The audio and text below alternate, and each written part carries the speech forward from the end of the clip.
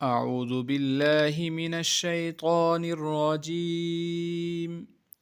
بسم الله الرحمن الرحيم. الذين ينفقون في السراء والضراء والكاظمين الغيظ والعافين عن الناس واللہ یحب المحسنین. جو لوگ خرچ کرتے ہیں تنگی میں بھی اور فراخی میں بھی، اور غصہ کو ضبط کرنے والے اور لوگوں کو معاف کرنے والے ہیں، اور اللہ تعالیٰ ایسے نیکوکاروں کو محبوب رکھتا ہے. بسم اللہ الرحمن الرحیم. اس آیت مبارکہ کے اندر اللہ عز و جل نے کمال ایمان سے متصف مسلمانوں کے اعلیٰ اوصاف کا ذکر خیر فرمایا ہے. اعلیٰ درجے کے متقین، اعلیٰ درجے کے مومنین، کمال ایمان سے متصف لوگوں کی پہلی صفت یہ بیان فرمائی کہ وہ رنج و راحت، امیری غریبی، خوشی اور تکلیف، تنگ دستی اور فراخی، ہر حال میں، ہر صورت میں اپنی حیثیت کے موافق اللہ کی راہ میں خرچ کرتے ہیں. اس میں فرائض، واجبات، نوافل، صدقات، خیرات سب آ گئے. اس سے معلوم ہوا کہ صدقہ خیرات فراخی ہی کے ساتھ وابستہ نہیں ہے، بلکہ تنگ دستی، غریبی میں بھی اپنی حیثیت کے موافق صدقات کرنا لازم ہے، جب ہی تو یہ اعلیٰ صفت حاصل ہو سکتی ہے. دوسری صفت صبر و ضبط. اعلیٰ درجے کے متقین کی دوسری صفت یہ بیان فرمائی کہ وہ غصہ کو پینے والے اور ضبط کرنے والے ہوتے ہیں.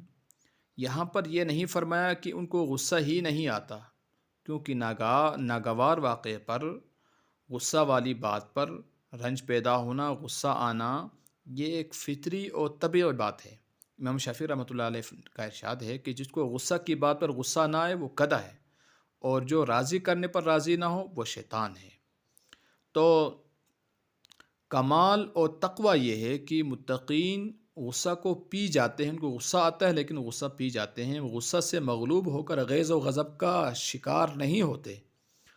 حضور صلی اللہ علیہ وسلم کا ایک حدیث شریف میں ارشاد ہے، جو شخص ایسی حالت میں اپنے غصہ کو پی لے کہ اس کو پورا کرنے پر قادر ہے تو حق تعالی شانہ اس کو امن اور ایمان سے بھرپور کر دیتے ہیں.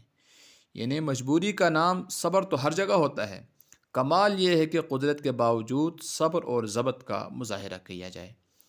تیسری صفت ایمان والوں کی، اعلیٰ درجے کے متقین کی، کمال ایمان سے متصف لوگوں کی یہ بیان فرمائیں کہ والعافین عن الناس، یعنی لوگوں کو معاف کرنے والے اور ان کی خطاؤں سے درگزر کرنے والے.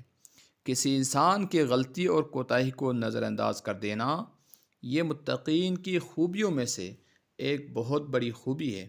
رسول اللہ صلی اللہ علیہ وآلہ وسلم نے اس کی خاص طور سے امت کو بہت ترغیب دی ہے کہ اپنے مجرم اور قصوروار کو معاف کر دیا جائے اور اس سے انتقام نہ لیا جائے.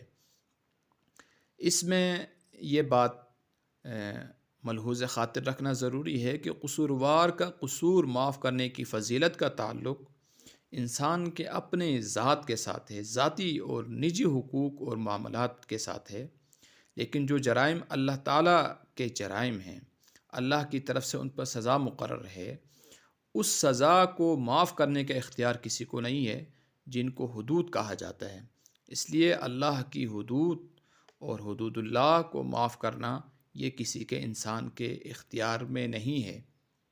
رسول اللہ صلی اللہ علیہ وسلم جو سب سے زیادہ امت پر رحم کرنے والے اور رحم دل انسان تھے، آپ صلی اللہ علیہ وسلم کا طریقہ اور طرز یہی تھا کہ جو اپنے ذاتی قصوروار ہوتے تھے انہیں تو معاف کر دیتے تھے، لیکن اللہ کی حدود کو توڑنے والوں کو اللہ کے حکم کے مطابق سزا ضرور دیا کرتے تھے.